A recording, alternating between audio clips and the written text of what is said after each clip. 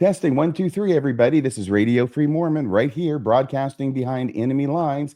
We've got a very special guest today. This is RFM episode 423. We have Dr. Julie Hanks, Dr. Julie Diazevedo Hanks, to be precise. She's joining us today to tell us about recent events in her life and what's going on. We're going to have a little catch-up conversation with Dr. Hanks. How are you doing, Julie? I'm doing really well. Thanks, RFM. Thanks for the invite. You're very, very welcome. And I have gone ahead and made a bunch of notes. I made about 5 pages of notes. Oh, wow. For what we want to talk about today, or at least what I want to talk about with you today. And you've been nice enough to go along with this. But here is what happened. I actually had to make more notes on this piece of paper too. Oh my gosh. I'm not that interesting. Well, apparently you're endlessly fascinating. At least that's what Rachel Patterson says.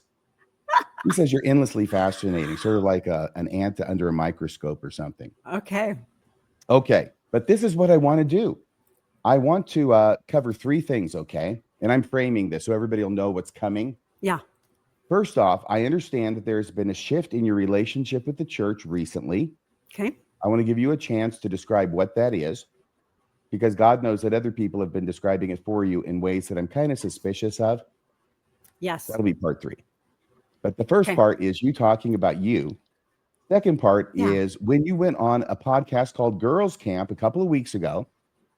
And I think that may have been the first time that you talked about this new shift in your relationship with the church. Anyway, that's the second data point, right?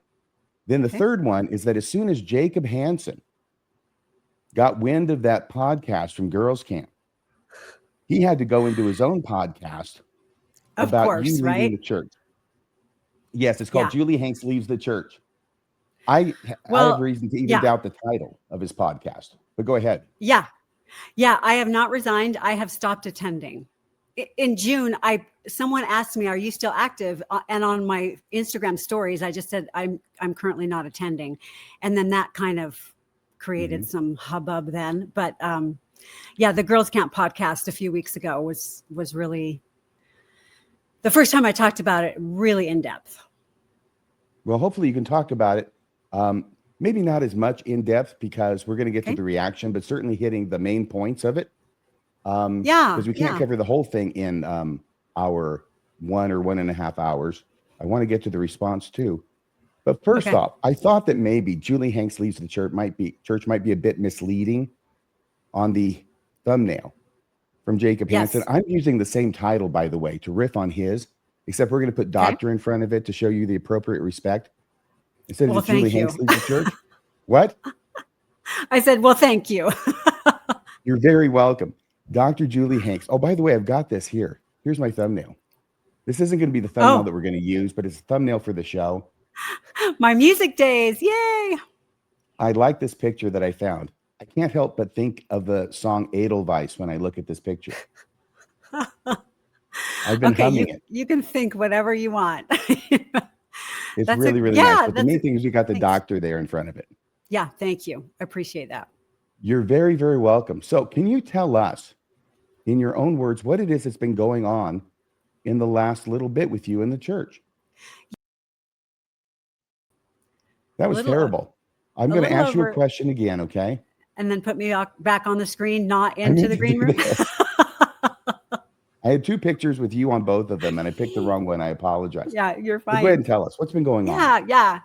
So a little over a year ago, my stake president reached out to me via text.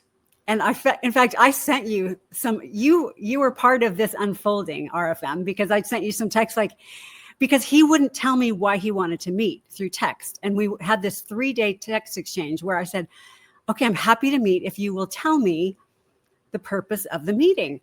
And he's like, it's just to check in and see how you're doing. And so I said, well, if that's the purpose, I'm doing well, my family's great, and we don't need to meet. And so that took about 3 days to get to that point. Because I wanted to be respectful, but I also have a boundary of I'm not going to meet with someone. I'm an adult if they don't tell me what the meeting's about and I can't prepare. And I did say things like, well, I'd like to prepare. Oh, I don't want you to prepare. I'm like, I'm sure you don't want me to prepare. So after that little exchange via text through with my stake president, my bishop reached out to me. And he said, can I stop by and talk to you about why I want to meet with you? And I was like, wait, can somebody just tell me what you want to meet about before Why is it such a secret? I don't know. I think they didn't want it on text for some reason. But anyway, so my then bishop stopped by, and he said, the stake president and I have some concerns about your online content. And we're wondering if you would meet with us and go through the temple recommend questions. And I said, absolutely not. Like, what have I done? And I said, if you are worried about my worthiness, here's my recommend. And I handed it over. I had a recommend until last November, December. I said, if you're worried, and I told him, I said, here's what I'm trying to do. There are a lot of people in our community in pain. I'm trying to help alleviate some of that pain, trying to promote mental health. And both of these men are great men, and they're in a system that, puts them in power. Act like dicks. Well, I wouldn't say that. You act like dicks because of Mormonism. Is that it? Well, he actually was really sweet. I said, I'm trying to alleviate pain. And he said, I'm trying to bring people closer to Christ. And I fear I'm failing right now. And I said, yeah. Do you think you both meant different things by that? No. I think he was hoping to bring me to, by talking to me, to bring me closer to Christ by and he was doing it did the opposite. I mean, not really. It distanced me more from the church than Christ. But I just said, yeah, you're not succeeding in this moment right now. How would he say make you feel more distant from the church?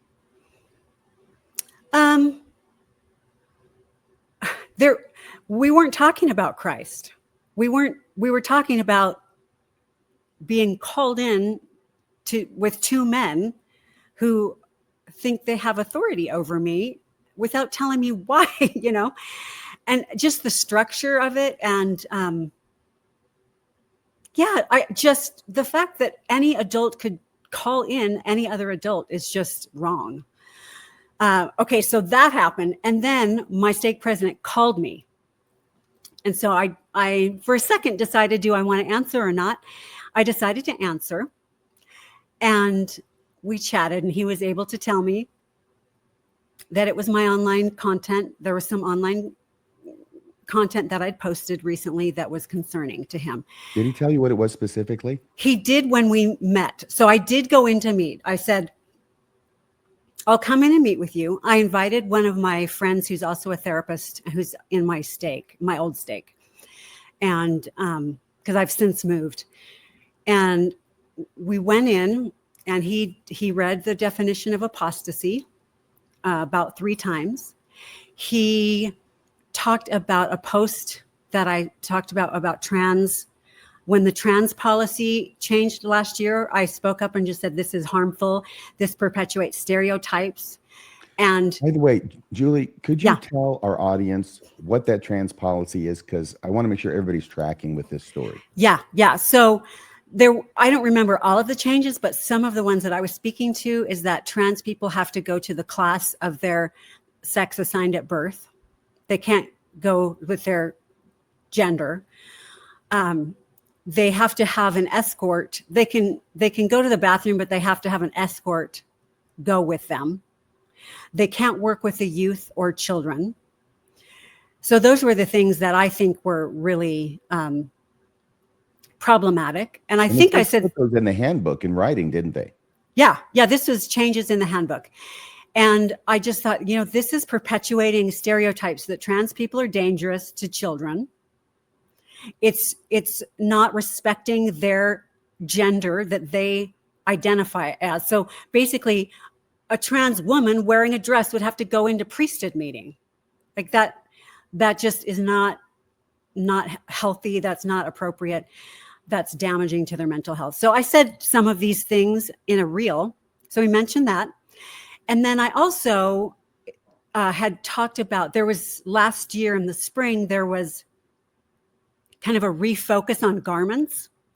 And I said that was targeted more toward women because garments are made, they're patterned after male underwear, like shorts and a t-shirt is male underwear and women wear bra and panties, right? So I said something along those lines and said that it's targeting, this crackdown is really geared toward women and that appears to be sexist. So those were two of the things that he said. Like, I didn't say the church is evil. I didn't say the prophet's not the prophet. I just said these policies, this is the impact of these policies, and this is my opinion on these policies. So those were the two things. But the hardest part was, and I told him, I said, I've had Jacob Hansen, Desnat, a bunch of people write letters to my previous stake president. I want to know if this is happening again. And he says, yeah, we have had some complaints from outside, but he said, we've had some complaints from your ward. And that was just like something broke. It makes me so sad thinking about it because like I've served in this ward for, better part of 20 years. So, it just made it so it wasn't safe for me to go. If there are people that are, talking behind my back, and my ex-husband served as bishop for 5 years and he was released a couple years ago. Like, I gave a lot to this ward.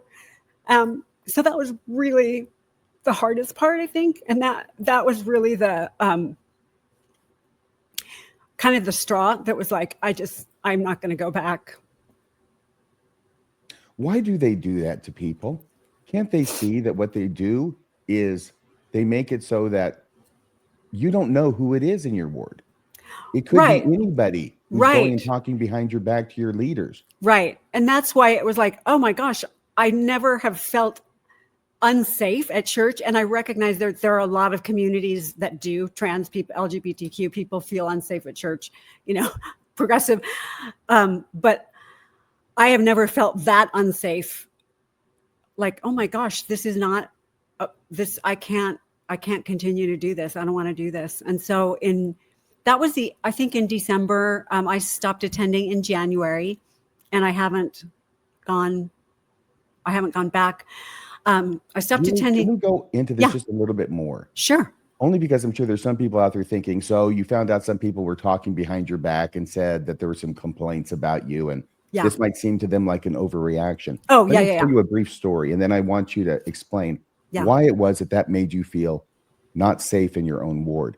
Okay. I used to be a gospel doctrine teacher, and some people just loved my class. Some people, ambivalent. Kosi kosa. Yeah. Then there was a decided faction that hated my class, and they would make trips to the bishop after class to complain about me. Fortunately, I had other people in there who were swinging for me on my team. Yeah. So I did not get released as quickly as some would have liked. But I remember one time specifically when I was at home and I got a letter in the mail. And I think it was a handwritten letter. It was probably typed. I can't remember. I should have kept this letter just as a keepsake. Because the most important thing about this letter is that it was anonymous. There's no return. Oh, of course. Yes. There's no return address. There's no signature. There's just an anonymous letter to me as the gospel doctrine teacher, letting me know what a bad job I'm doing and how I need to be better. Yeah. And, that sounds like a silly thing. And it is a silly thing. I'm in my 40s, for crying out loud. Yeah. I've been an attorney for how long? At least over 10 years. And I get this letter, and there was an impact there. And I thought, well, who is it why don't they just talk to me? Right. I mean, obviously I know them. They're in my class if they're writing this. Why don't they just talk to me? Instead, they do this, and then they make it look like it could be from anybody, and I don't know who it's from. Yeah. And there's a certain thing that goes along with that it's hard to capture in words, a certain feeling. And maybe that's what you're describing when you say not safe. Yeah, I don't mean physically, right? Yeah. But it just, I meant like, wow, I don't know who my friends are. I don't know who's saying what to who. And so if you want me to back up, that was the tipping point, but it was not the only factor, right? So this is something that critics like to do. They like to look at the final straw that broke the camel's back as being the only reason that a person left. Right. Or just became inactive, because you haven't left. Right. I have not resigned. I'm still a member of the Church of Jesus Christ of Latter-day Saints. I consider myself Mormon. It's my community. But just kind of give some background. When the Gospel Topics essays came out, that was a huge awakening for me.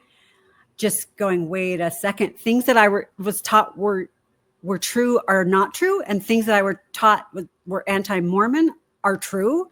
And I was kind of blown away, and like, this is not an anti-Mormon website trying to tear down the church. This is the church's website, And then the 2015 exclusion policy for LGBTQ children being baptized and labeling same-sex couples as apostate. That, like, I was barely hanging on after that. I just thought this is not, for the first time, I thought maybe this isn't Christ's church, because this Christ's church wouldn't do this. And I knew that, like, to my core, like, this is not right. And I actually, like, cried for a long time, a week or so. And I prayed, and I got an answer, be patient. And I knew it would change. I knew it would change, and I knew it was wrong. And then, 3 years later, it did change. But the Gospel Topics essays and the exclusion policy really cracked me open. Like, okay, I got to really look at all sources. I'm not going to be afraid anymore, even if I'm told to be afraid of certain sources. Started listening to Lindsay Hansen Park's Year of Polygamy and Mormon Stories, and you guys on Mormon Discussions, and kind of the years after that. And I continued to go to church, and my ex-husband was serving as bishop, and I was in the Relief Society presidency. And like, I was really trying, like, I want to know what's true. And so over time, I think that has, okay. So then enter 2021, 22, I start getting horrible bullying online. Desnat, Jacob starts coming after me, I think like 2021, 22, I think. And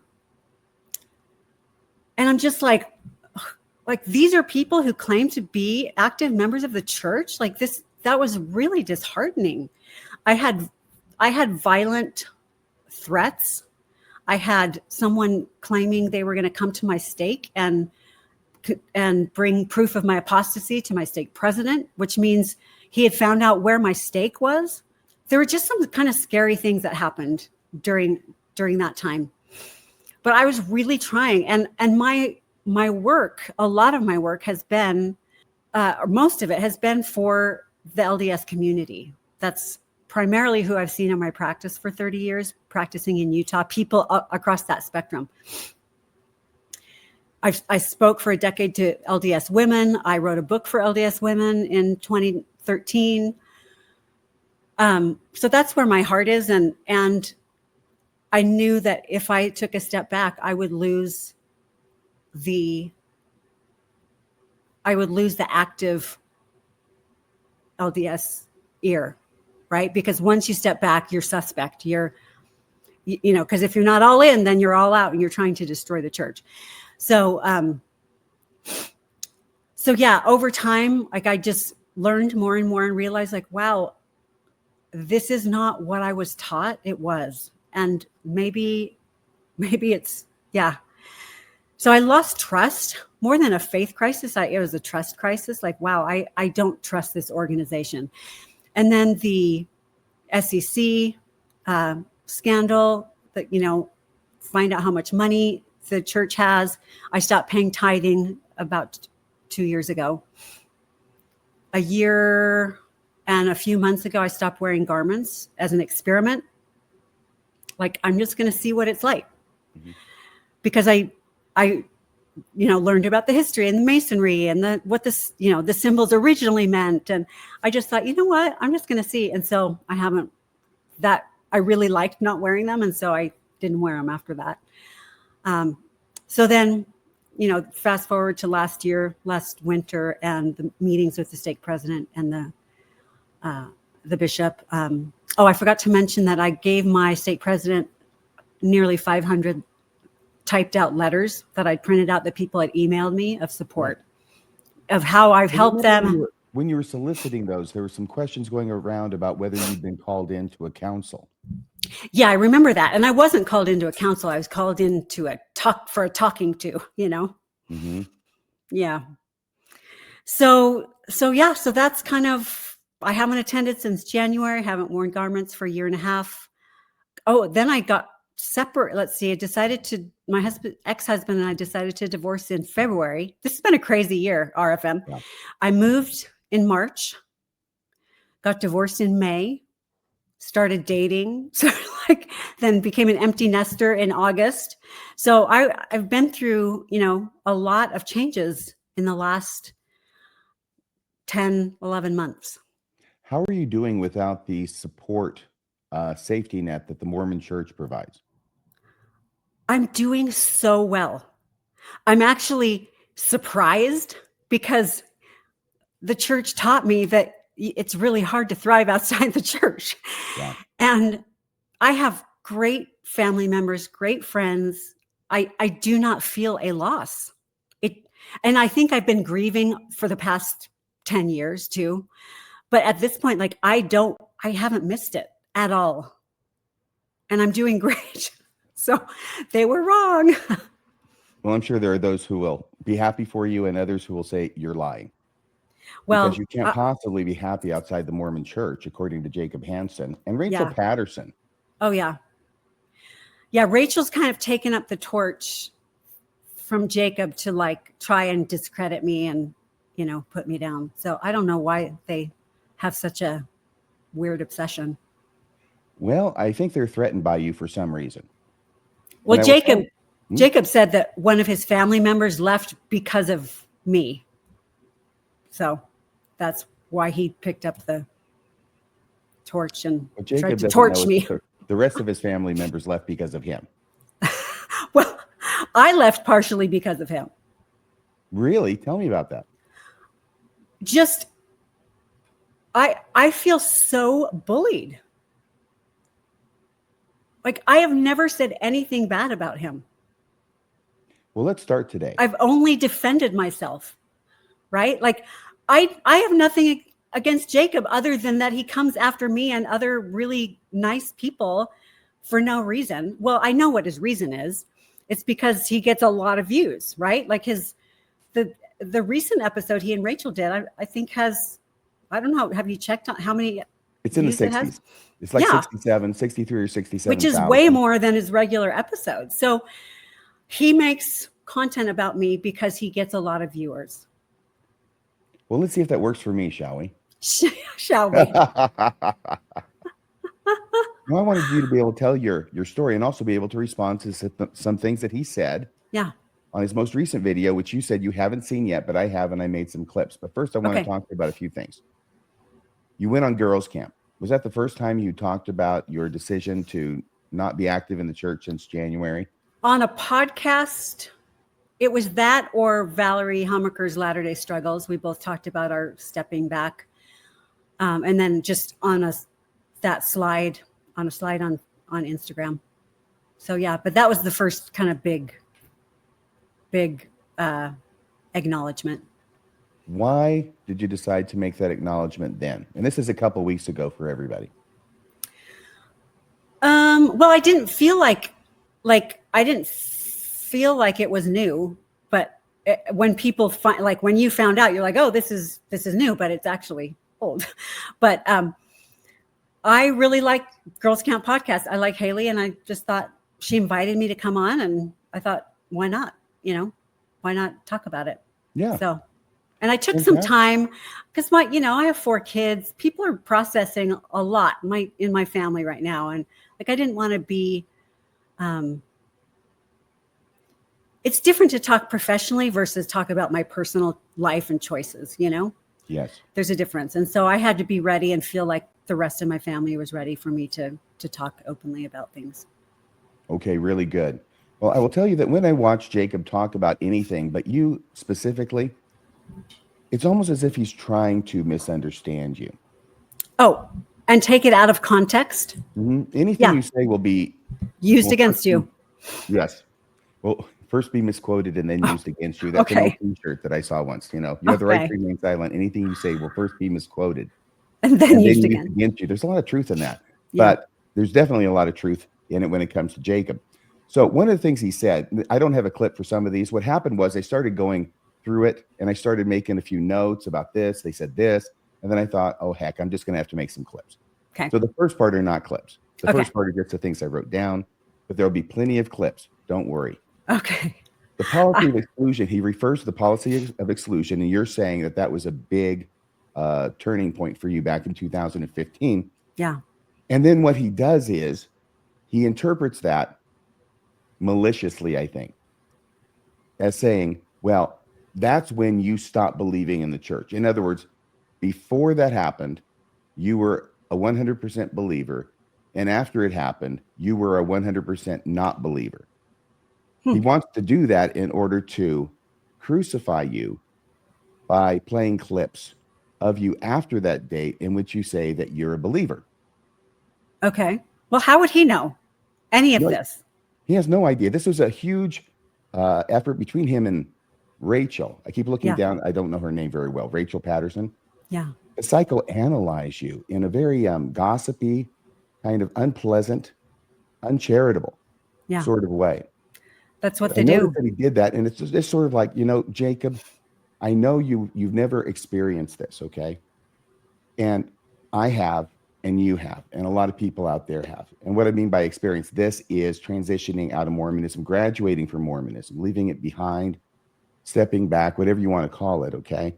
You haven't experienced this, Jacob. But here's the deal. With very few exceptions, you don't go from all in one day to all out the next day.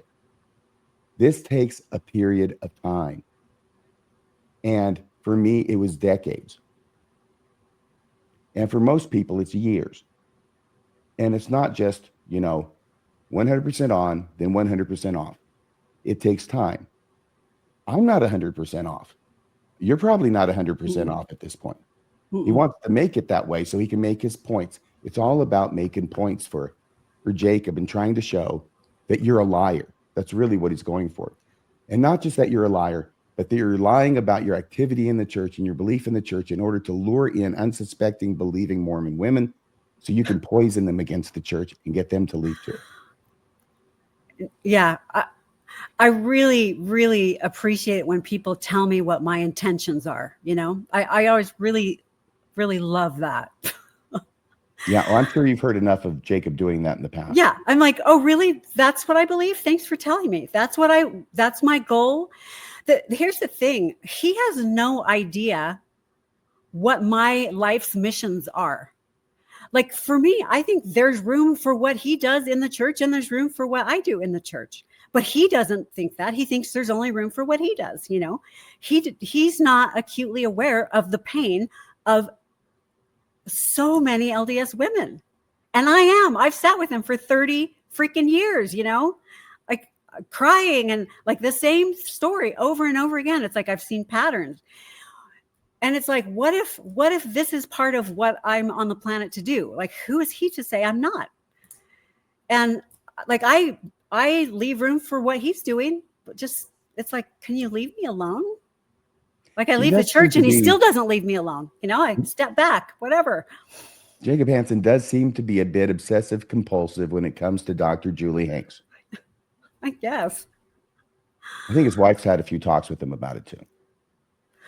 Oh, so there's what? What? I've never said this, but my previous stake president actually called Jacob directly and said, this is not the Lord's way to go after people on social media.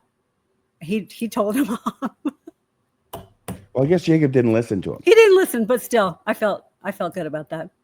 Jacob believes in being faithful and obeying all the church leaders and everything they say that he likes. Yeah.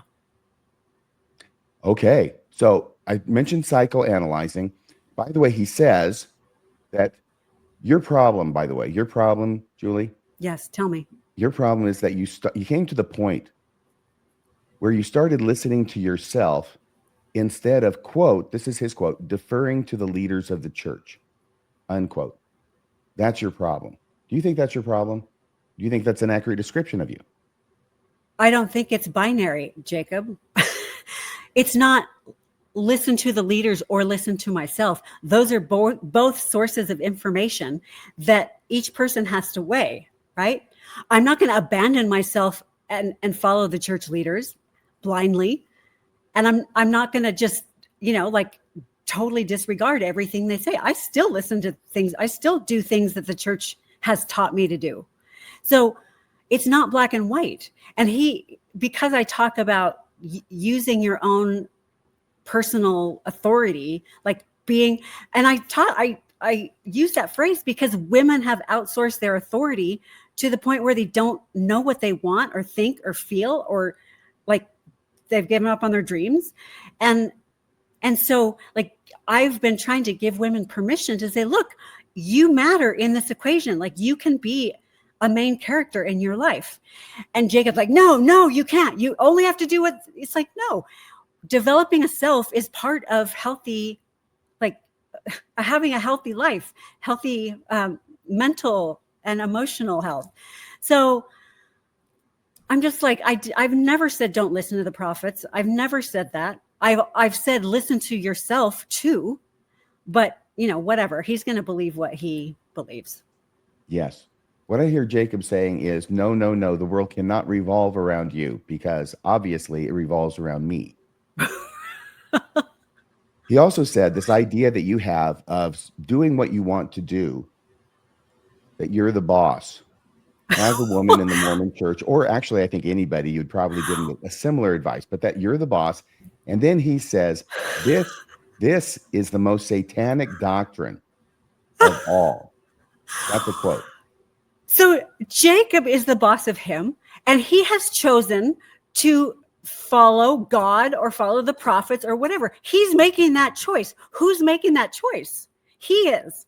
That means he has a self that's calling the shots. He can defer to other things. It's like he doesn't understand complex thinking. I don't know but it's like, it's not either or. Jacob is choosing to follow the prophet. That means there's a Jacob that exists. And I'm telling women in the church, you exist as a force in your life, and you get to choose to listen or not listen, to follow the prophets or not follow the prophets. We get to choose. It's agency. That's like one of the core principles of, the whole gospel. It's like, we're here to choose, but no, don't choose. Follow, anyway. And there are times where I have had personal revelation for my life, not to disobey the commandments, but like for guidance. Like an example that I've used before is President Benson to the mothers in Zion, where he said, mothers, come home from the workforce. Your place is at home. Don't compete with men. He was very clear. And I had a very clear answer that I was to continue in graduate school, continue doing music, become a therapist. And so I was like, okay, well, I'm going to go with my personal revelation because it's tailored to me. And I'm going to take from that, like parents should be responsible for caring for their children. And that's what I'm going to take from that talk. And I felt like that was inspiration for me. But he'll freak out and like Jacob, I would have been miserable as a stay-at-home parent. Like that was not what I love my kids, and I've always worked part-time, and I've been happier and better because of it. And I've been able to contribute in ways that I wouldn't. So you can say like, oh, I disregarded the prophet, or you can say like, I actually listened to my personal revelation that's actually customized to my life. And I remember thinking, I was 18 or 19. And I just thought, the prophet doesn't have to answer for my life. He doesn't have to live it. The bishop doesn't, my future husband doesn't. Like, this is my life. What do I want to do? And I think that's mentally healthy, and I don't think there's anything wrong with it. And I don't think it's blasphemous. And I don't think it's Satan's teachings. I think it's actually what the church teaches. You have agency to choose. even though Elder Bednar is trying to reverse that definition. Right. Moral agency. Did you know he brought that in the general conference? Yes, and that's not in the scriptures either. It actually is. That's the surprising thing. Not the way It he is? defines it, but the expression is in Doctrine and Covenants, section 101. I think it's verse 78. But it's not Really? used in any special way. It's not saying free agency is now moral agency. No.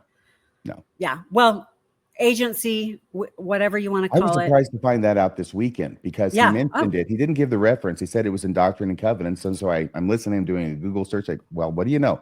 The expression is in there. Okay. Moral agency. I stand corrected. Well, that's what I thought before too. But we use a lot of phrases in the church that aren't in scripture all the time. Mm-hmm. But he's decided to give it an interpretation that's 180 degrees different from the way the church has interpreted agency from the beginning. Yeah. That's suspect. Yeah. Now, Rachel Patterson throws in now, when you talk about, grow up, be an adult, make decisions for yourself. And she says, she characterizes what you're saying, that you said religion is for children. But I'm not sure that's what you said or what you meant. What's your response? That's not what I meant. I think people can mature in religion, but developmentally, religious organizations seek to maintain stage 3 faith development when there's 6 stages, right? So sometimes it can be limiting. But what I said, now I'm remembering what she's referring to, is I said, since stepping back from the church, I feel like a full grown up. Like, wow, I am like, I feel like the church in the church, I was a little bit in adolescence and leaving. It's like, oh, like I get to make a lot of grown up decisions that weren't available to me in the church. And that feels more grown up to me. So, I mean, I'm not saying people in the church are immature. I'm not saying everybody should leave the church. I'm just saying that was my experience, is like, oh, well, like now I'm a real grown up instead of like a pretend grown up. Yes, exactly.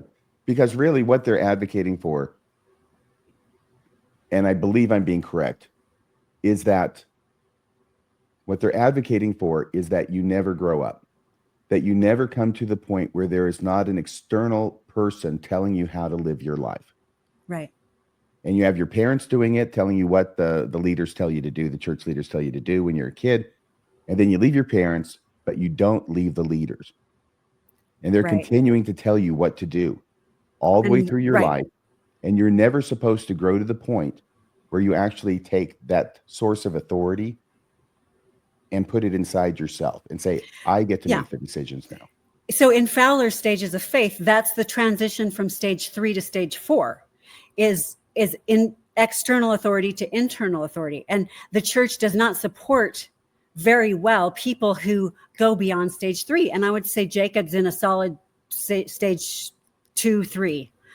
And so stage 4, 5, and 6, does not compute, does not make sense, because when you're in stage 3, all you know is external authority. But that's part of the shift to stage 4.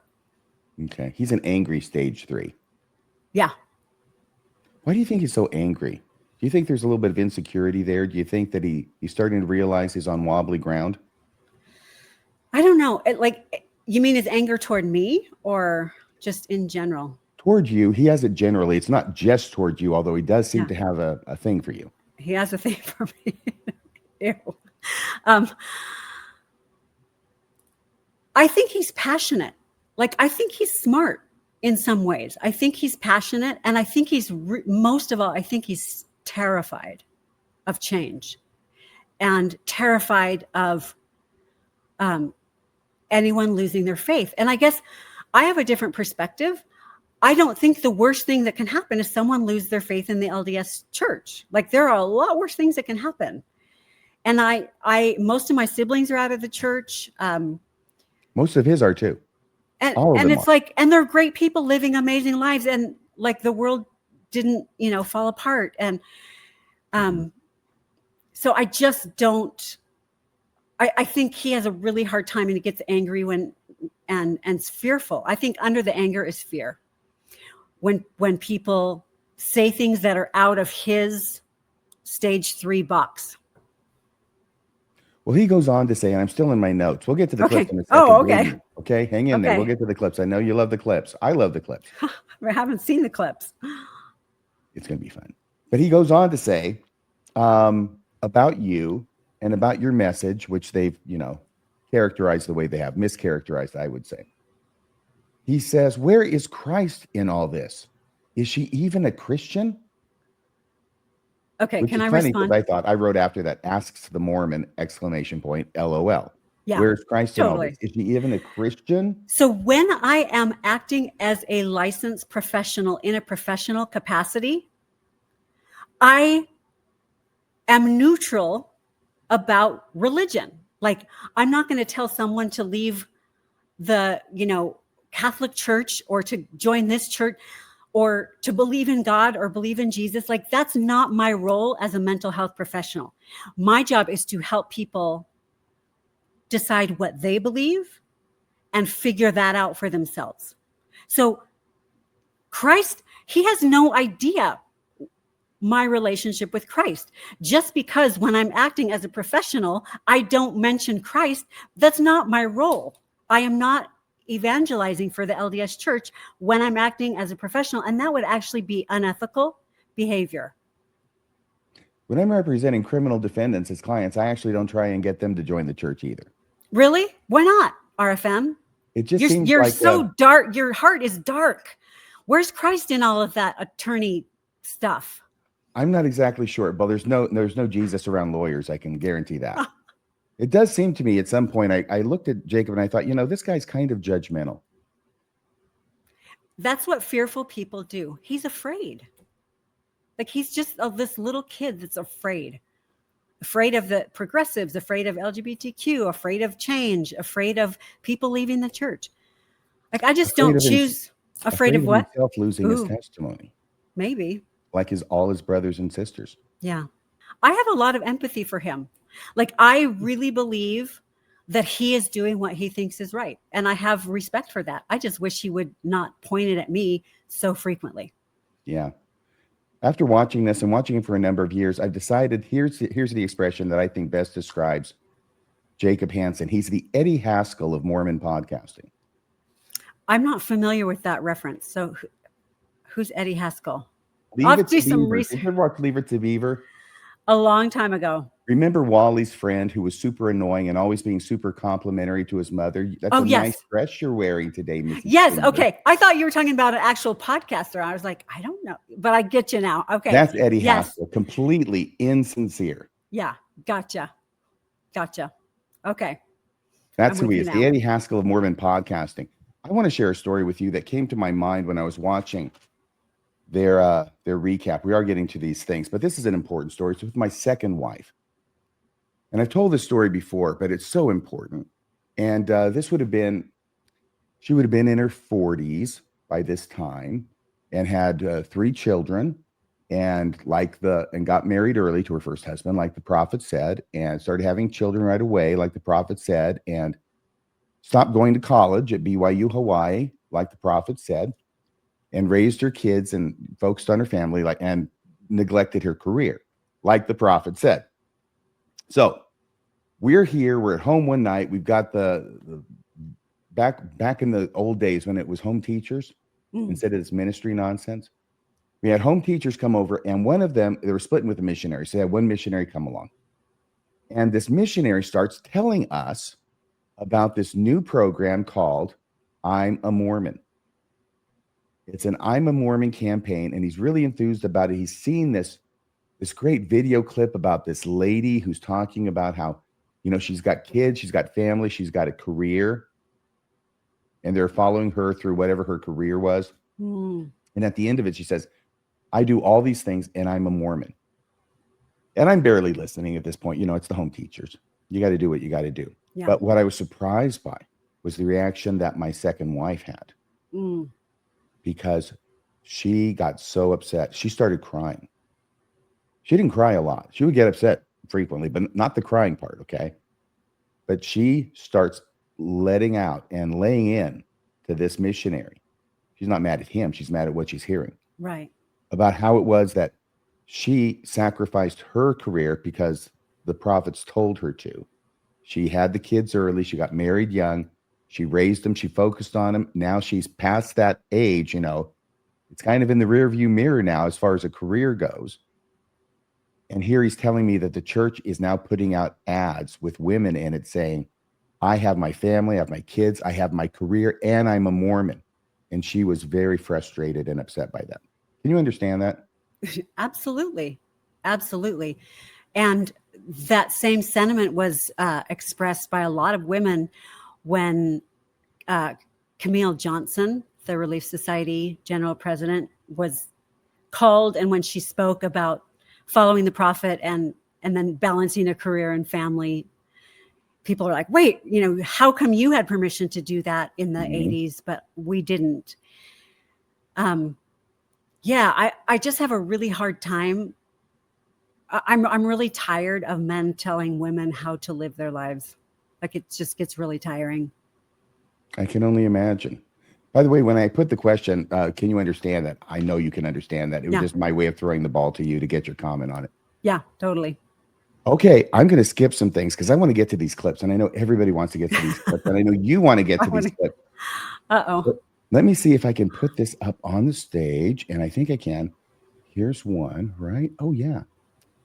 So you'll give me a second. Here we have the first clip. Now, on the right, you can see the timestamp. So if any of you want to go and find this for yourself, 1 minute to 2 minutes and 48 seconds. And I titled this clip, Jacob Hansen definitely not happy that Julie left the church. He's so not happy. You can see how unhappy he is. In fact, there's that picture. That looks like an unhappy picture of Jacob Hansen. See what a good job he does, if you will, of concealing his joy. But before we get to that, let me just get your initial reaction, and then I'll give mine just to the kind of the headline here. Is there, you mean the headline of the general interview? Yeah, just that she's leaving, that Dr. Hanks is no longer active in the church. Yeah, I mean, I think it's sad because I think it is hard when people realize that they no longer have a testimony, and there's a process to grapple with there. And I think that a lot of us who were listening to her rhetoric for a while have thought there's no way that she has a testimony anymore because she's actively helping people leave the church. And if you really believed that this gospel was like the gospel of Jesus Christ and could bring peace and joy to people's lives, you wouldn't be doing that. And so I'm just a big believer of like, by your fruits you shall know them. And someone who believes in the gospel would not be manifesting those fruits. And yeah. And I think that's fair. I think a lot of people would expect for my reaction, like that I'd be happy about this, that I wanted her out of the church or something like that. And nothing could be further from the truth. The reality is I'm actually quite saddened by this. And the reason that I'm saddened by it is because I actually think that Dr. Hanks is someone of immense potential and talent. And it's really, really sad when we lose someone who has that potential and talent. Now, with that said, she's been using a lot of those talents for bad things, and sort of going against the church and influencing a lot of young women, especially with ideas that are just bad ideas. Okay, so the first thing I want to say is he says that a lot of people would be expecting me to be happy about this. I'm not happy about this. Isn't this the same guy who was orchestrating letter campaigns to be writing letters to leaders of your church to get you excommunicated? Yep. You think he'd be happy? Yeah, he didn't look very sad. I think he was saying the right thing, right? Mm-hmm. But I want to clarify something. I have never once, in a professional capacity, encouraged anyone to leave the church ever. And Rachel had picked out, well, she had this course, how to leave the church. She didn't say, I also had one, how to stay in the church in a psychologically healthy way, or how to choose like whether or not you want to stay. She just picked the one, like, if you're leaving the church, here's how to do it and maintain your relationships. And right. So I don't care if people, like as a professional, I don't have an opinion on what anyone else should do. I have my personal beliefs and opinions, and I'll share them with people in my life. But like, I don't know what they think I'm supposed to do when I'm acting as a professional. Like I'm supposed to be saying, follow Jesus. Like that's not my role. Well, apparently that's what a lot of their criticism stems from, because they think you should be violating your Professional ethics. Yes, your professional ethics, and encouraging people to stay in the church. That goes against the code of ethics. And I wish they could understand that. And I get that they're not therapists and they're not licensed and they don't have the background, but I wish they would do some research on it, because that would be totally unethical for me to be an evangelist for the church when I'm in a professional role. I want to take a second here before I get to the next clip. Yeah. Because I want you to say anything you want to right now to our audience about your therapy business, the things that you do, and just plug whatever you want to your heart's content right now. All right, I'll do it. So I have a women's group coaching community that we meet monthly for group coaching, and it's people who are on a faith journey. It's people who are still in the church, people who are trying to decide, people who are out. But we talk about a bunch of different mental health topics related to faith journeys. So you can get info on that at drjuliehanks.com. I also have some courses on there. And then my therapy practice is wasatchfamilytherapy.com. And we have 3 locations, Farmington, Sandy, and Lehigh. And then we're also licensed in Arizona, Idaho, Montana, a couple of other states. And we see the whole lifespan, so ages 3 on up. And I have a team of about 27 therapists who are amazing. And I kind of oversee the practice, and I'm the founder of it. It's been around for 23 years this month. So I love that. My specialty, I actually started working with kids, and I realized if I work with the moms, the kids will do a lot better. And so I shifted from play therapy to working with women, because if they're emotionally and mentally healthy, they're going to do a lot better job with their kids. So that's been my specialty, is women's mental health and the intersection of faith. And what else? Yeah, Dr. Julie Hanks on social media, but that will likely be changing when I change my name. So, because you may be going to Julie de Azevedo and dropping the Hanks. That's right. The married part of your name. Right. So I'm looking into how to do that, and but it hasn't happened yet. So you didn't do it as part of the final decree? The final decree says I may change, like if I desire, I can change it. So I think I have to file additional paperwork, unfortunately. Okay. Up here in Washington, you can do it as part of the final decree. I think I could have, but I just didn't know at the time. So. Okay. I understand it was pretty amicable. When you say you didn't know, I hear didn't have an attorney, which means it was probably amicable.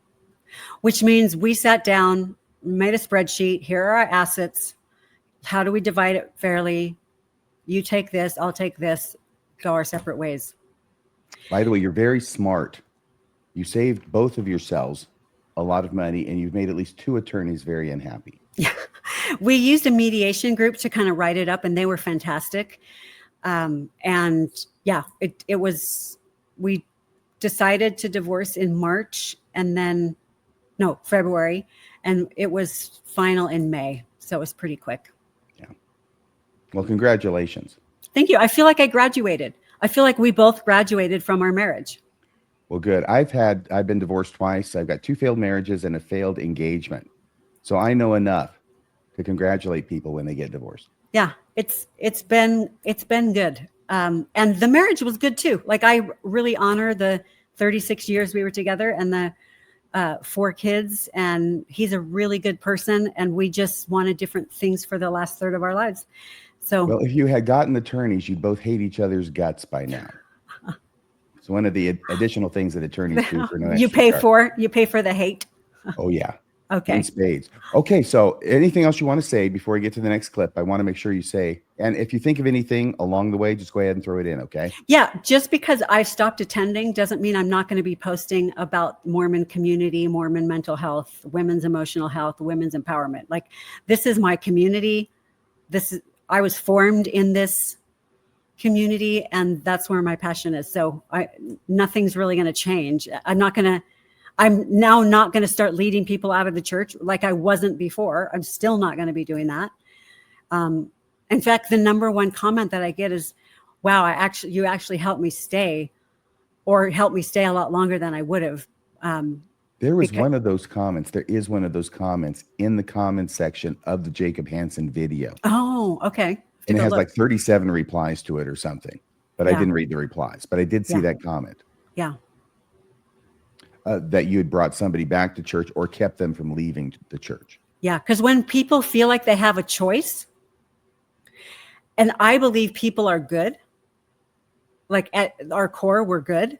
And so they'll make decisions that are in their best interest.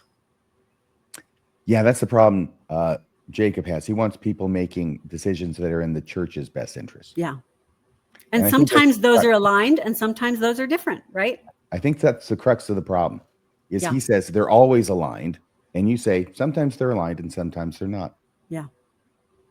Yep. And you would think that grownups could just look at that and say, okay, we have a difference of opinion, and just go about your separate ways and doing your whatever it is you're doing, Jacob. Yeah. But no, he's got to beat you into a fine paste. Right. Okay, next clip. Let me put this one up on the stage, as we call it. Rachel Patterson. Wait a second. I think this is the right one. Is it 3150? Yeah. Seems glad you got divorced. The 3340, yes. Okay. Rachel Patterson actually seems glad you got divorced, and she sees this as a punishment, or at least a natural outgrowth of your wickedness, that you have reaped what you have sown, and these are the fruits of evil manifested in your life. Let's hear what she says. I am just such a believer of by your fruits you shall know them, because I think that a lot of ideas can sound really appealing and convincing and they just sound appealing. And so sometimes it's really hard to know if an idea that you have been introduced to that by a charismatic person is right. And I appreciate that her life has been an expression of the fruits that she's been sowing. It seems like the only like poetic justice for all of the she is a product of the ideas that she has been preaching for so long. It is honestly the only accurate way that her life could progress, because for so long she's been teaching that the church that we belong to is run by oppressive men, and that stimulates a very fight or flight impulse in most women. And so the only way that you can get out of an oppressive relationship is either to change that relationship or is fight or flight. Either you have to agitate and change the structure, or you have to leave. And so for the long time, I'm like, she's going to have to leave at some point, because she's not going to change the structure. Same thing with a relationship, is if you have identified the man in your life as an oppressor, the only choice you have, if you can't, change him over the course of 30 years, just change him harder, right? If that's your solution, is that there's a systemic problem here, then the only options you have are to change this person or to leave. And so her life is by your fruits you shall know them. And I think it's a warning for women who once were maybe flirting with her ideas, that this is the outcome of these ideas. Wow. Rachel's kind of a bitch, isn't she? I am shocked at how they seem to think they know my life. Mm-hmm. What fruit? They know the fruits, like my 4 children, my amazing children. Those are the fruits. Like I have a great life. I'm really happy. I have a good relationship with my ex. Like, what fruits is she talking about? Like, I don't even understand what she's talking about. You got divorced because you weren't following the prophet. Because she thinks because I think women and men should be equal in relationships. Mm-hmm. Like, oh my gosh, what a like radical idea. It was a fait accompli. This was destined to happen to you. I love my life. I have no idea what fruits she's talking about, other than, like, if you think divorce is the worst thing that can happen, then okay, but I don't. Like it was part of an evolution of our relationship. And yeah, so that's just so like the certainty with which they're talking about my life, my beliefs, the way I live, and my choices is really like comical. I've had 0 conversations with these people. It's breathtaking, really. Yeah. And the certainty, like she knew what was going on in my marriage. Like she has no clue. And so I just think, yeah, it makes for an interesting podcast episode to take someone's divorce and go, well, yeah, we saw that coming because she thinks women should be equal. And I wasn't married to an oppressive man. I don't know what she's talking about. My husband wasn't oppressive. So, and I don't think men in the church are oppressive. I think there's a structure in the church that's oppressive, and men tend to be privileged in that structure. But it's like, that's too complex, I guess. So, yeah. Anyway, fight or flight. You have to change it or leave. It's like, I'm stunned actually by the certainty with which they're talking about someone's life that they have no idea what's happened. Mormons can be kind of judgmental. Yeah. That's one thing I've noticed too, since stepping back. I'm way less judgmental, and I wasn't that judgmental before, but I'm even less. It's great. Well, I've said before that one of the chief joys of being a Mormon, and I'm actually being serious here, though it sounds funny. One of the chief joys of being a Mormonism is the ability to judge everybody else as unworthy. Mm. And then when you get far enough in Mormonism, you can start doing the same thing to other Mormons. Yeah, well, that's what they're doing. I mean, if I saw that clip and I was an investigator, I would be like, why are they talking bad about somebody who got a divorce? Like, that's not Christ-like. That's not the Lord's way. Like, what if they're leading people out of the church? And they are. Jacob's sent quite a few people my way. Thanks, Jacob, for the referrals. So I thought that was a remarkable clip. Like, I'm stunned. I have not seen these, everybody. I have not seen these. And so they're not only happy that you've left the church while saying they're not happy. They're also quite happy that you got divorced because that's what you get. That shows that what I teach is wrong. Yes. Okay. All right. If they can think and that you're a bad person. Oh yeah, horrible. I'm horrible. Well, I've got to show you this next one, okay? Oh my you gosh. Said everything Okay. you want to about that one. All right. I know there's a lot that could be said about that last one, but we'll leave it as it is for now. There was a Ward Radio incident, and I want to ask you, what is this about? Now, this is from timestamp 3524 to 3605, and how it's manifest in the podcast is that Ward Radio, who I'm presuming is Cardinellis. I'm guessing it's Cardinellis. It comes up as Ward Radio. And it's a message at the bottom of the screen that Jacob reads. So then once he's done reading it, I want to ask you what this is about and what Cardin, I presume, or Ward Radio is talking about, because it involves you, okay? Okay. Here we go. All right, next one from Ward Radio. Both Rachel and Jacob can testify. I spoke at length with Julie in good faith and asked her specifically about her intentions, her brand, and her comfortability or comfortably cozy connection with deeply immoral and toxic anti-Mormons. She promised me she loved the church and simply wanted to reduce harm. I believed her enough that I advocated against Rachel and Jacob posting several videos for 6 weeks. I lived up to every promise I made on that phone call, and so did Jacob and Rachel. Julie's pivot and lack of cooperation and follow through with me makes her promises ring hollow. I could be wrong. No, I think that I'm not even sure. I don't really know. I had a talk with offline with Cardin Ellis. Well, just tell us what really happened. Well, I had a conversation with him and he asked me what my intent is. And I said, I love the church and my intent is to reduce harm in the church. So I don't know what they're talking about. I'm really confused. So well, I wanted to ask you, because sometimes the truth gets mangled when it's going through Jacob Hansen or Ward Radio or Cardin Ellis. Yeah. Did you have a conversation on the phone with Cardin Ellis? Yes, a Zoom. And it was very sincere and very heartfelt. And I told him exactly where my heart was. And so I'm not sure what the rest of that is about, or how I betrayed that. Was he saying by stepping back from the church? I'm not sure, but you know what? I think it might be well, since you are seeing this for the first time. Let me play this one again, okay? Okay. So let's put it up. Is this a comment during their live stream? Yes. Oh, okay. Okay, I get it. So he's saying, because I've stepped back, that's somehow discredits what I told him in our offline conversation. Did you tell him you were never going to leave the church? No, I said that I love the church, and I'm not trying to lead anyone out, and I'm trying to reduce harm and minister to people in pain and promote mental health. So I don't know how I betrayed anything or went against anything by not attending. Well, I think we can all understand why Cardinal Ellis would hear that as you're going to be faithful in the church for the rest of your days. Okay.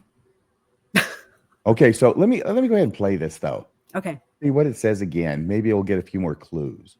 All right, next one from Ward Radio. Both Rachel and Jacob can testify. I spoke at length with Julie in good faith and asked her specifically about her intentions, her brand, and her comfortably cozy connection with deeply immoral and toxic anti-Mormons. She promised me she loved the church and simply wanted to reduce harm. I believed her enough that I advocated against Rachel and Jacob posting several videos for 6 weeks. I lived up to every promise I made on that phone call, and so did Jacob and Rachel. Julie's pivot and lack of cooperation and follow through with me makes her promises ring hollow. I could be wrong. What is this lack of cooperation and follow through with Cardin that he's talking about? I am not sure. He did invite me to go on Word Radio at one point, but I don't know if it's about that. It is. It is. He's that base. It became personal at the end that you did something personally with him that he didn't like, so now he's going to. And he did ask them to hold off posting these smear videos. One that Rachel did was trying to discredit my professional credentials, which I think is insane. I mean, I have a license as a therapist. I have a PhD from an accredited school. Like, I have a master's. She was trying to discredit me professionally, which actually that bothered me way more than anything else they say. It's like, no, don't mess with that. Like, that's not up for discussion. Whether I've earned my credentials. Yeah, they're really going after you. There's something about you that really bothers Rachel Patterson and really bothers Jacob Hansen, and now really bothers Cardin Ellis. Yeah, I guess so. I consider Cardin a friend, so that's what really were the circumstances surrounding your having a Zoom call with Cardin Ellis? I've never had a Zoom call with Cardin Ellis. I'm trying to remember what prompted that. I'm guessing he went after me, and I have a couple of friends who knew him and reached out to him and said, "Will you lay off Julie? She's one of the best people I know. Leave her alone. She's doing a lot of good." And I think that's what prompted it. Ward Radio kept on bringing me up on things, and yeah, I had a friend or two reach out to him personally and say, "Why are you going after her?" So then he reached out to me to see if I was sincere. You know, if passed his purity test. Yeah, and I guess I did, but then I failed. Yeah, wah wah. So, okay, well, thank you for explaining that, because I had no idea. I was confused at first too. So. Okay, so we're going to go to the next one. And the next one is, you are so immature. That's them about you. And about Girls Camp. I'm sorry, the name again at Girls Camp? Girls Camp Podcast. Yes, but the name of the host? Haley Rawl. Haley Rawl. Thank you very much. Haley Rawl. How do you spell the last name? Do you know? Rawle, I believe. Good. That'll help people to look it up if they want to. So this is timestamp 4158 to 4301. And here's what they have to say about the both of you and how you guys are so immature. This sounds like two 15-year-olds talking. Like, literally, that is the depth here that I'm getting. This is two 15-year-olds going, I can do whatever I want. It's like, my mom's not going to tell me what to do. Well, maybe your mom loves you. maybe there are people in this world that you should actually listen to. And you're right, don't blindly follow, but maybe you should consider what they're saying and if it's actually true. Because this idea that like, oh, well, I just do what I want to do, and who cares if this person tells me that I should do this or shouldn't do that.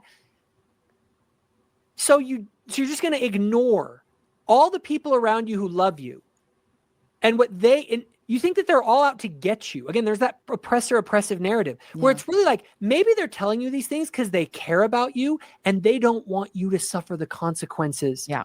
And there's that 15-year-old attitude of, well, I'll suffer the consequences if I want to. And it's like, this is so shallow. The ideological depth going on in this conversation is just, it blows my mind. Well, I think Jacob is just, he's a bit jealous because he's only ever been able to get up to like 13 years old. Okay, so here's misrepresentation. I've never said don't consider anyone else's opinions. I've always said, ultimately, you have stewardship over your life. That's all I've said. Yes. So I don't know where because he's thinking in binary, it can only be one or the other, right? Mm-hmm. Either you do what you want or you do what they want. I've never said disregard loved ones or disregard the prophets and apostles. I've never said that. I think you should disregard things that are unhealthy from anyone. But they can't tell you anything that they're unhealthy because they're prophets of God. Therefore, you got to follow what they say, even if you don't like it, even if you don't want to do it, even if you can see that it's not the best thing for you to do. You're supposed to do it anyway, because ultimately, somehow, some way, that's all going to work together for your good. You just don't know it. I'm convinced, RFM. Well, I think I put it better than he did, at least. Yeah, I think that's totally misrepresenting what I was saying. And there's this whole idea about listen to your mommy, listen to your mother. The external authority. And I do listen to my mother when I was a kid. Okay? I mean, she's since passed, God bless her, and so is my dad. But of course I listened to them when I was a kid, because if I didn't, I was going to get in trouble. So I listened to them, but then I grew up, and the idea in growing up is that you don't have to have them monitoring you and telling you what to do anymore, because you're not a kid anymore. Now you're an adult. Right. And the irony I see is that you're the one acting like an adult, and he's the one saying you're acting like a kid. Right. I think before that, I think when I was just saying, like, I feel more free to make decisions for myself, but I've never said, do whatever you want. Don't take into account anyone's feelings. I've never said anything like that. And I don't feel that way. There are a lot of people that I trust and a lot of teachings that I follow and a lot of so I don't know. I don't even know what they're talking about.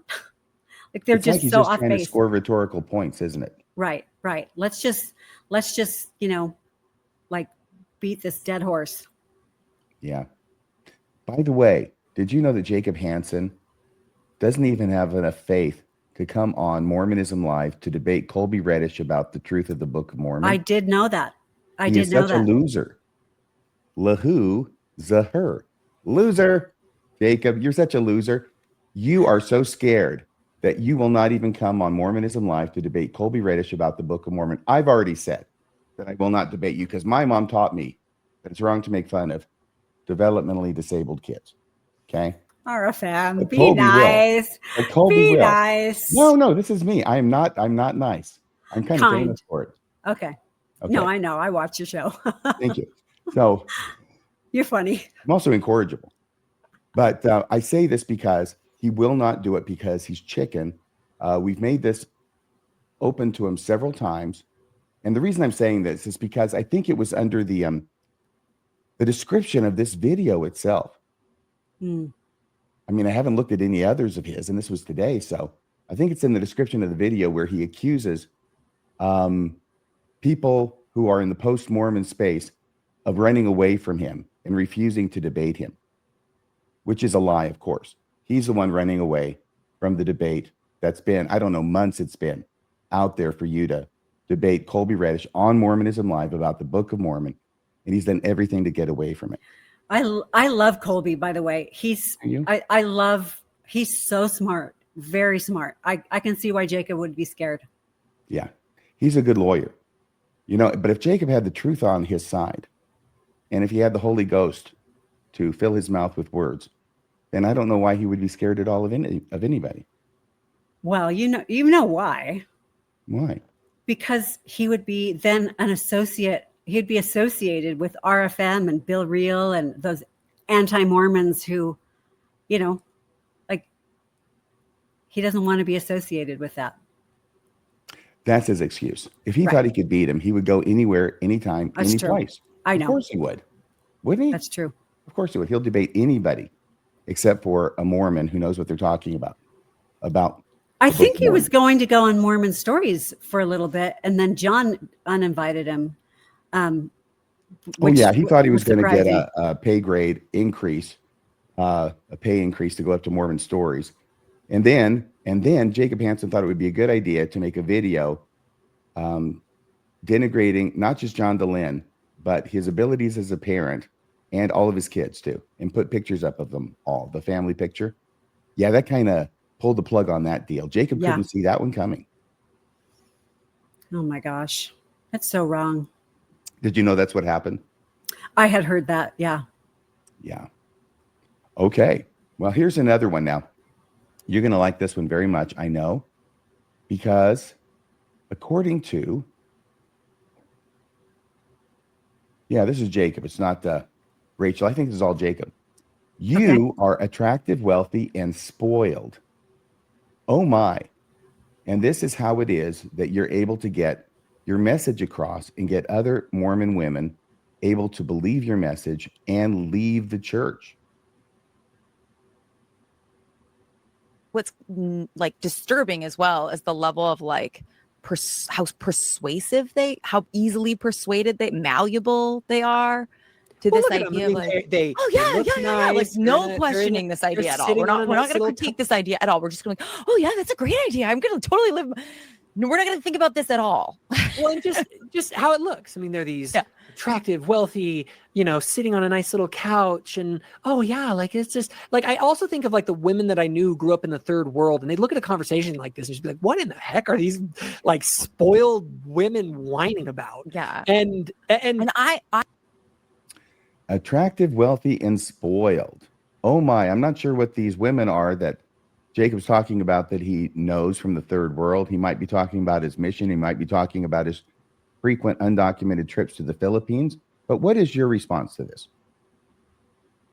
Like, it's not critique. It's just putting people down, right? Like, he has no idea if we're wealthy or not, if Haley and I are wealthy. I'm glad he thinks we're attractive. Thank you, Jacob. I mean, like, that's nice. Spoiled? Like, really? I spent how many years in school, like decades in school, and have worked really hard. Like, there's just talk about no substance. And we weren't whining. Haley was interviewing me about my story, and I wasn't whining or complaining about anything. So I just think it's really low. By the way, I didn't assemble these clips for this purpose, obviously to talk about it. But it's occurring to me now, it's probably late in the game, that picking out these juicy parts from their interview and throwing them at you when you haven't seen them before might be having or causing an emotional response in you. And I should probably apologize for that. Oh, no, I'm fine. Like, it's nothing I wouldn't, like, I could guess what they would say. I mean, it's so predictable. So I'm not upset or anything. Like, I'm fine. Okay. Well, none of this is the first time they've said stuff like this that you know. Right. Of, right. Right. Yeah.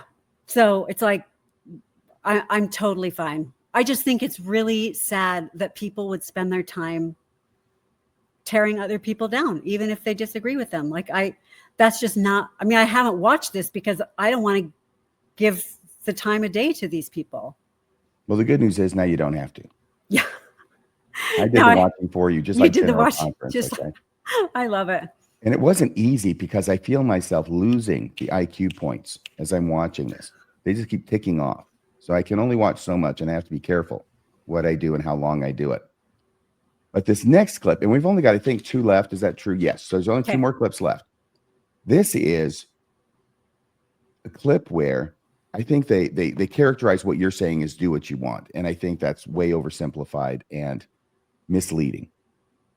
But they take what you're saying, and this is what Jacob does. And I know he's done it before, but he does it again here, is he makes the immediate connection to your message of taking control of your life, being the adult, making the decisions for yourself, putting that authority internally. And that's the same thing to Jacob as hedonism. As soon as you say you're an adult and you want to make your own decisions, he translates that as, so you're going to go out and do everything in the world that you shouldn't be doing. You're just going to go after your own pleasure. You're just going to look after sleeping with people. He actually says that because that's one of the first things that comes to his mind, revealingly enough, about making your choices means sleeping with as many women as you can. Obviously, that's what he would be doing. Okay. He reveals a lot about himself in these. I think it's interesting.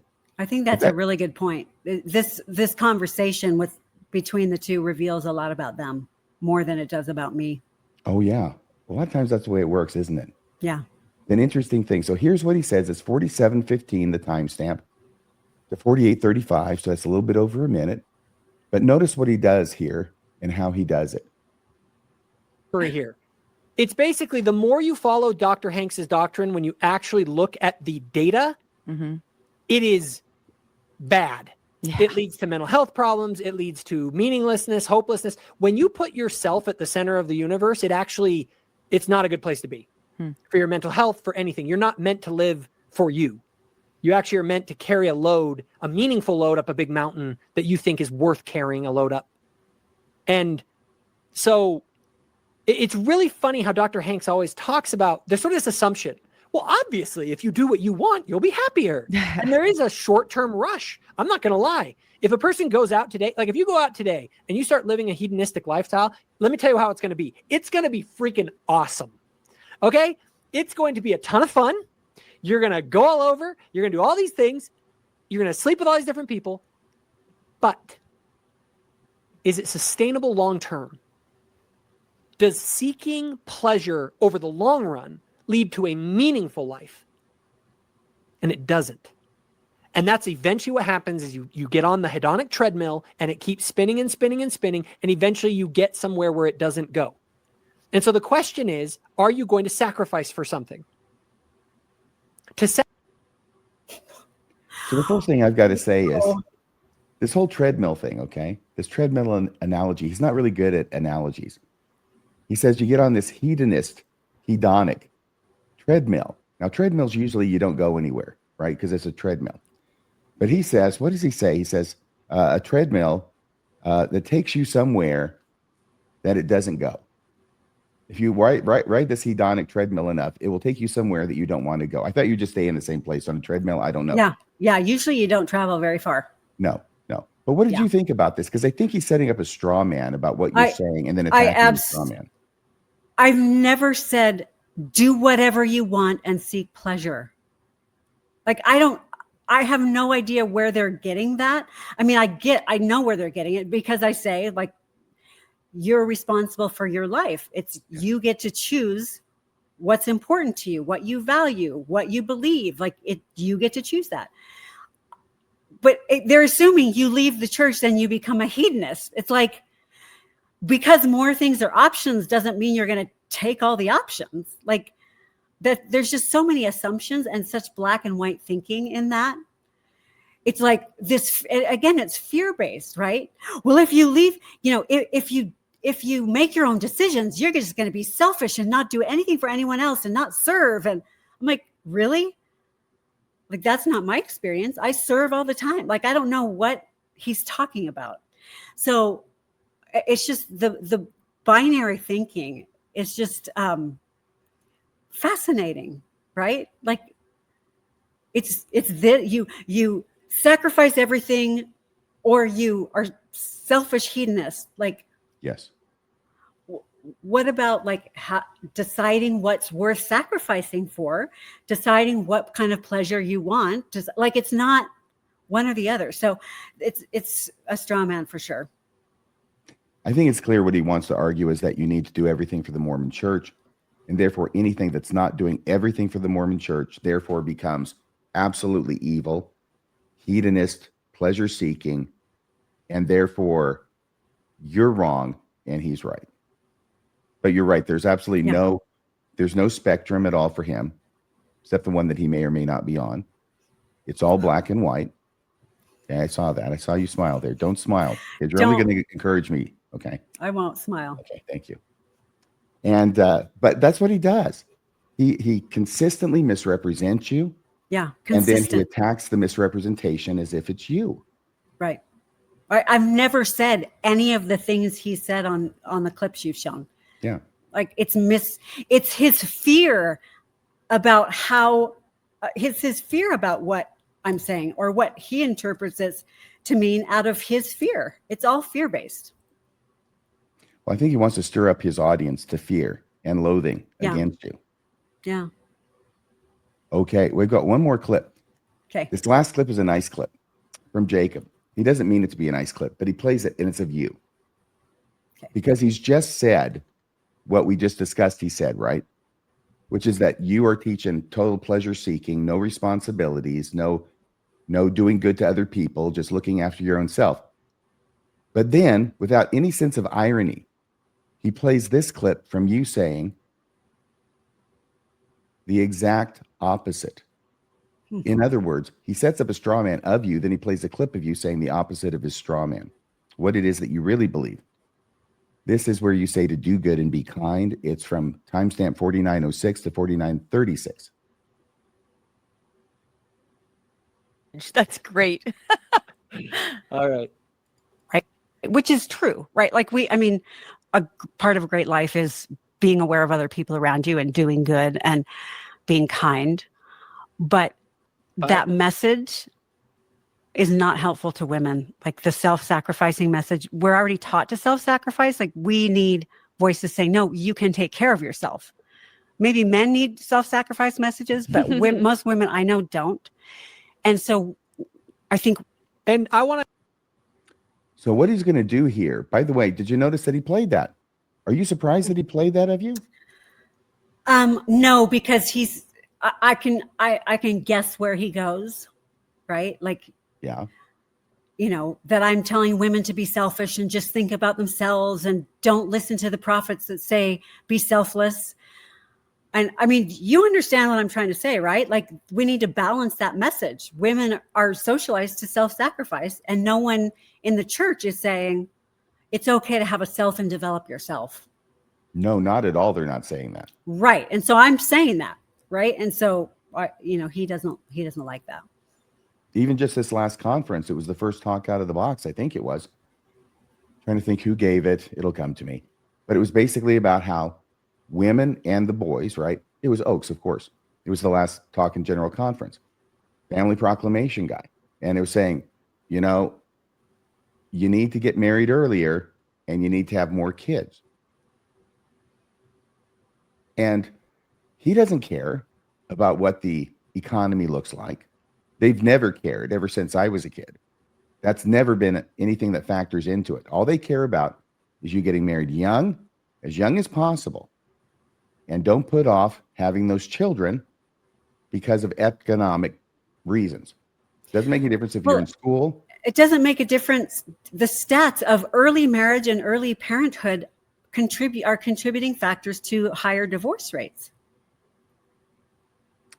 They're creating their own problem, aren't they? Right. So they could easily say, well, it was because I got married young and had kids young that I'm divorced. They could say, I blame it on the church. But they don't say that. No. It's never the church is the cause or the problem. And sometimes it is, and sometimes it isn't, Yeah, more often than not, it's the church. But 100% of the time, they'll blame it on the members. And Jacob will blame it on me. Yes, you seem to be the locus of his ire. Well, that's all the questions I have. Wow. That's all the clips I have. Okay. Is there anything else you want to say about your life, where you're going from here? I'm really at peace. I'm really happy. And so when people like Jacob and Rachel try to tell me I'm, hedonistic, immature, and faking it. And I'm going to, it's like, okay, you're not living my life, you guys. And I'm really happy. I feel peaceful, and life is a journey, and I don't know where it's going to take me, but I'm excited to find out. And I just think you guys should go focus on service or something other than tearing people down. Yeah, it'd be a good idea. Rarely have I seen two such obviously unhappy looking people as Rachel Patterson and Jacob Hansen criticizing another person who looks like a really happy individual. I'm talking about you, for not being happy enough. Yeah. Well, we'll see. Time will tell, I guess, but I'm really happy. And this has been really fun to see. I feel like I've had a little support in watching it instead of watching it by myself, Oh yeah. The video. I'm like, I have my little support group with RFM. So I appreciate that. Well, hopefully we'll get this up Saturday night. We are recording this on the afternoon of October 7th. It's a Tuesday. As I said, we had it. No, I didn't say this, but I wanted to say this. He's talking about your hedonism. You just preach this hedonism, your own pleasure. You're so selfish. But I just want to say for the record here, okay, that we actually had this interview scheduled last week, and you had to cancel at the last minute because you were being so selfish that you realized something had come up and you needed to do something for your daughter. Yeah. Is that correct? That's correct. She was really sick, and she has a 9-month-old and had no one to care for her. And I wanted to be there for her. And so, yeah, there's my hedonism at play. It's all about me. Don't think about anyone else. Yeah. So, thank you. That. Thank you. If Jacob would just relax a little bit, take a chill pill, Jacob. Yeah. And start realizing that Julie is really not that horrible a monster. He goes to a lot of effort to make you into a monster. Yeah. He doesn't know me, right? Like it's his lens of fear that he interprets everything I say in a black and white stage 3 level, of faith. And, gosh, it's just such a waste of time. Like, I think he's a pretty smart guy. He could do something more productive with his time. He's not that smart. He could do more productive things with his time, okay. But he's not that smart. Okay. He's not going to be playing 3D chess or anything anytime soon. Okay. Even chess gives him trouble. Checkers, he's a whiz at. RFM, you're killing me. Yeah, I am. But anyway, he's going to want to come back to this and make clips of it for a future thing. And then we can make clips of his clips of us making clips of his clips. We could do that, but we're not Word Radio. Okay. We're not going to be hopelessly reductive on this. Okay. I just want to give him a few good clips. Okay. First off, here's the clip you use, Jacob. Say this. Okay. Jacob, tell your audience that you are too scared that you're to come on Mormonism Live and debate Colby Reddish about the truth of the Book of Mormon. Tell your audience that, okay? Because you really don't believe that you can make a convincing argument in the face of somebody who actually knows everything that you know, but is willing to tell the other side. See? So use that. And there's a few other clips you can use. I won't add to them now. Okay. I've already said what I think of Rachel. And I think I've indicated strongly what I think of Jacob. And I mentioned he's the Eddie Haskell of Mormon podcasting. I also came up with the word. It came to me when I was listening to his podcast. There's one word that describes him, I think, better than any other. And that word is execrable. I have to look that up. Yes, execrable. EXECRABLE, I think. And it's perfect. If you look up execrable, there's a picture of Jacob Hansen right there. That's how perfectly it fits him. I'm Googling it right when we're done. Okay, very good. Thank you so much for joining me. Everybody, thanks for watching. Please hit like, please hit subscribe. And thanks to everybody who's gone to radiofreemormon.org and made a donation. If you haven't, please make one today. Your donations keep Radio Free Mormon broadcasting behind enemy lines. And I will sign off now. Thank you so much, Julie, for joining us. And I wish you the very best in your future. Thanks, hopefully we'll stay in touch. Okay, for sure. All right. Bye-bye.